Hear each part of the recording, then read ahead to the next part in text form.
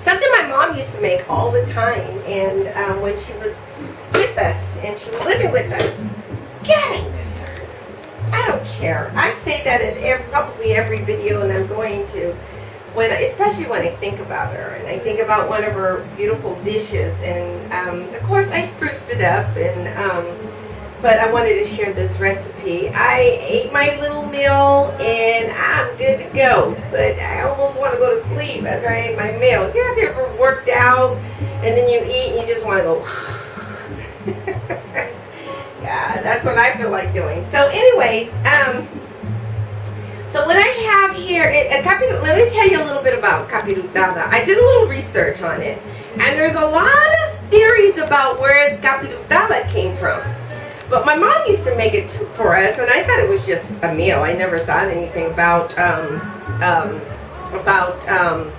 what it meant and all the places that it came from, where it derived. You know, I just knew it was just a Mexican dessert, and Mama made it, and I had an acquired taste to it because it was different. It was different than all the other foods that I was used to eating, like your regular apple pies and your traditional American foods. But Mama used to make this, and it was different. But we ate it, but it was different. It was kind of strange how she made it. But then, like I said, I did a little research and found out that, wow, you know, Mom was true to her roots, and she made this capirotada. And so I decided to do a little bit of research, and I found out that it's actually served around Easter, and it's during Lent, and that's when it's served. And there's there was some research that it started out being like a savory, but then it turned into, because it came originally from Europe, and then it kind of, as it traveled throughout the whole world, you know, through Mediterranean and all that, by the time it hit Mexico, I mean, it had completely changed. So, it's a Mexican bread pudding, because that's the only thing I can relate it. But it doesn't have any eggs. But I'm going to put eggs in it this time.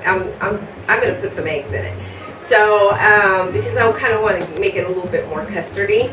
So, but it's, the word, for me, from what I've researched, but they say some say it's in there, it's in the research that I've done. It's Capirotada de Vigilia, which is Eve, which means black cap.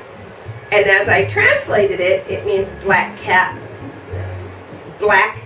you know, like the cap on your head, waking. So black cap, waking. So, and then I researched it some further, and then I thought, capirotada, I kept saying, what is, and so I saw the word in there, capirote, and that's in Spanish means pointed hat. And then I did some research, and it was like, it's a uniform. So I thought it was like, oh wow, is that where the Ku Klux Klan came from? Because they had like these pointed hats, and their face covered with the crosses, and they did everything with the clans. And I thought, oh, that's scary. But they say it's not to be the same. But I'm beginning to think, oh no, because capirote means you know, the capirote is a pointed hat, and it's and I'm reading because I wrote it down, and it's a brotherhood, and Nazarenes and Pharisios during the Easter time, which is a Holy Week in Spain. And in the medieval days, they used to wear these, and I'm sure you remember the dunce hats. When you cut up in school, when we were growing up, you got a dunce hat, and you had to sit in the corner, and it was very humiliating. Well, it kind of comes from the medieval days, which they were worn by clowns and jugglers to mimic the medieval days. And then the criminals wore these hats for penance. and the people threw rotten vegetables, and then they spat on them, and they insulted them, and then it later became a Holy Week, which was penance for sins. So anyways, but that was really interesting. I said, wow, because I really wanted to research this capirotada that Mom used to make. So, but to me it was very similar to the KKKs, which is really scary. I'm like, oh Lord, what am I making? But I love the Mexican bread pudding in itself, and I could see how it got turned around, because some of the ingredients are to represent the Passion of Christ, and it was served on. It's usually served on Good Friday. So it's eaten like during the Lent. So anyways, the ingredients, which is the bread, is supposed to be the body, which is very familiar in the Catholic and Christian denomination, and I'm just giving you information. I'm not doing this for religious purposes. No, I'm not doing it for real. I'm just giving you the information because I kind of researched it, and I thought, because I didn't realize that there were so many foods out there that are made for religious purposes. So anyways, so the bread is to describe. It's supposed to be for the body. And then the raisins are for the nails, and then the syrup is for the blood. I don't mean to sound gory, and the syrup that you make, and then the cinnamon sticks is for the wood of the cross, and then the cheese is the holy shroud. And I thought, wow, because there's cheese in this, and I thought, wow, that's really kind of interesting that capirotada was actually derived from all these different beliefs, and I thought, and that's how they made it. So anyways, and I thought it was really strange that Mom made the syrup and she put onion in it. I thought that was kind of strange, but you know what? It's a delicious Mexican pudding, and I hope you enjoy it. And and here are the ingredients, and I'm improvising some of the ingredients. But let's get started here. I'm going to wash my hands. So first thing we're going to do is we're going to take the bread. What I did was I got some baguette. You can get baguettes, they're really cheap. They're $1.99, $2 at your store. And then I had some other bread, and this is ciabatta. I love ciabatta. So I said, oh, I'm going to do baguettes, and it doesn't matter. You can do sour or sweet. And then what I'm going to do is, there's my little beautiful butter knife. There it is. Yay! There it is. And so what I'm going to do is I'm going to spread the butter on each one of these. Just a nice thin coat, okay? Okay? Just a nice, on both sides. And that softened butter, I softened the butter. And then I'm just going to, and you can put as much as butter as you want, but I like doing both sides. And then while this is toasting, I'm going to make the syrup. And usually the syrup does not have any eggs, and it doesn't have dairy in it, which is nice. So if you're like watching, you can also use non-gluten bread for this, which I think you can find in the store, but make sure it's dried out. You dry it out, and then, or you can slice it and then dry it out, which sometimes I dry it out and then slice it, and I'm wondering why I'm hurting myself. I actually used a whole cube of, that was 8 ounces plus a couple ounces, that was like 10 ounces. So you can spread it out. I'm going to 10 ounces of butter, and that's a whole baguette, and plus a half of other loaf. So I would say about a baguette and a half.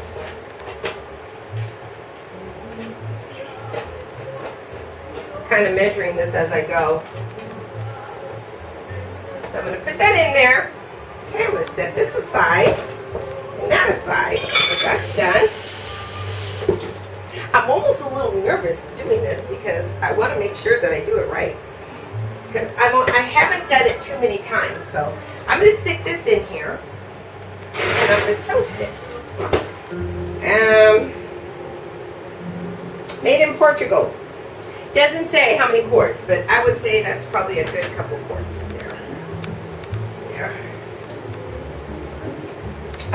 Okay, and so I have this mandolin, and I'm not going to slice up my my apples just yet, but I will probably. Well, okay, let's do the syrup. While that's toasting, I'm going to do the syrup, and I'm going to put all of my little spices that I'm going to use in the syrup. And these are my nuts. I'll put that because I'm going to layer it with my nuts. And this is basically the syrup. I'm going to turn it on. I'm going to heat it up. So my syrup, I made this last night. And basically it's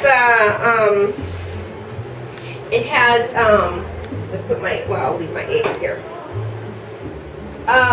Basically what it has it's cinnamon sticks, and I put some anise in it.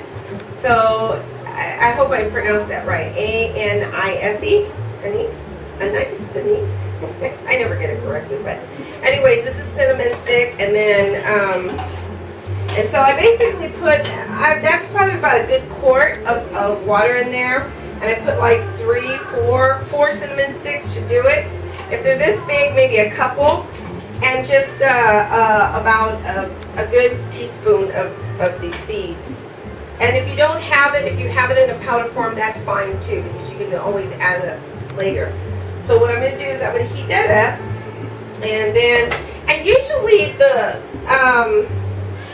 actual Mexican does require the Mexican capirotada requires the tomatoes in it, but I'm not going to do with the tomatoes. I don't want that because what happens when I do the tomatoes, the acidity breaks up the if you're not going to use like dairy in it, the acidity in your syrup, because I'm going to put some almond milk, and I brought the heavy cream, because you can put cream in heavy cream or the condensed canned milk in it as well, and to make a syrup. It's going to be more of a liquid. It's not going to be really syrupy, and but I'm going to use the almond milk. But I don't want to break it. I don't want to break the milk up with too much acid or the dairy or whatever. So, okay. So here I am. I've already rinsed off this onion and just peeling it.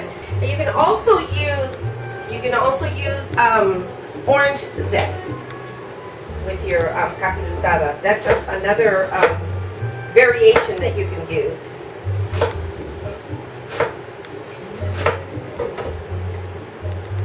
So I'm going to put that in there, my onions.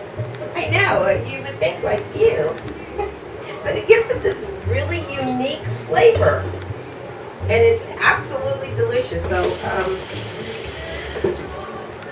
okay. Let me see how my bread is doing. It's getting a little crunchy. Yeah, it's getting there. So you can flip them over, but you know what? I'm not going to do all that. I'm just not going to. So I'm waiting for this to heat up. And then I'm going to add my sugar. And I don't know how much sugar I'm actually going to add. I don't know. Maybe that's probably about a cup. There's another cup. And it doesn't have to be so sweet. Oh, and I'm going to be putting bananas in it. So you have some old bananas. Don't throw them away. Keep them. Okay. I'm going to get a spoon so I can taste. Just want to taste that real quick. Oh yeah, yum. The onion, what it does, it just kind of gives it like a, I can't explain it. It kind of gives it a little bit of a, it's a flavor, it's like a cinnamon, onion, and it's sweet. It's so delicious. It's crazy.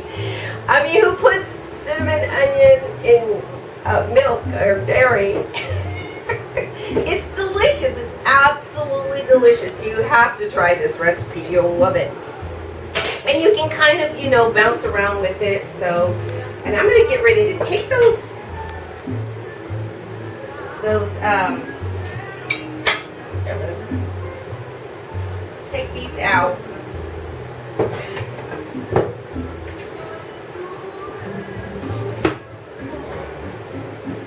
And I wait till they kind of crispy up on the, at least the top part. See? You have it. You know what? I could flip them over. I'm gonna flip them over. Make sure that they're crispy on the other side. And I put it on high. Put like 400. And I want them nice and crunchy. You know, like you would serve it like a crouton. So you're making them like into croutons. Croutons, you know, what we put on our salads and our soups.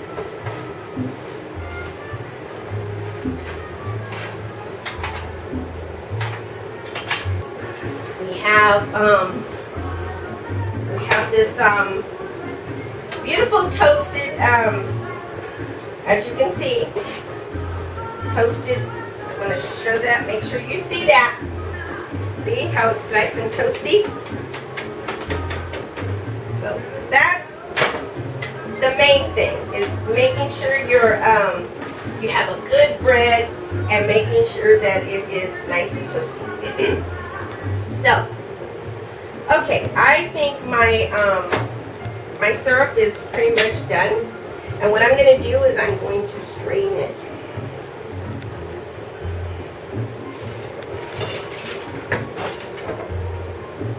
It's sweetened perfectly. And so I'm going to go ahead and strain that. See how I strain that? And I'm probably going to use this again. And if you make too much, you can always freeze it for the next time. This is about that time of the year. I said, I gotta share this. It's so strange that Mama used to make it, but I had no I was not aware why she was making it. And she was making it because it was her belief and what she wanted to share with us.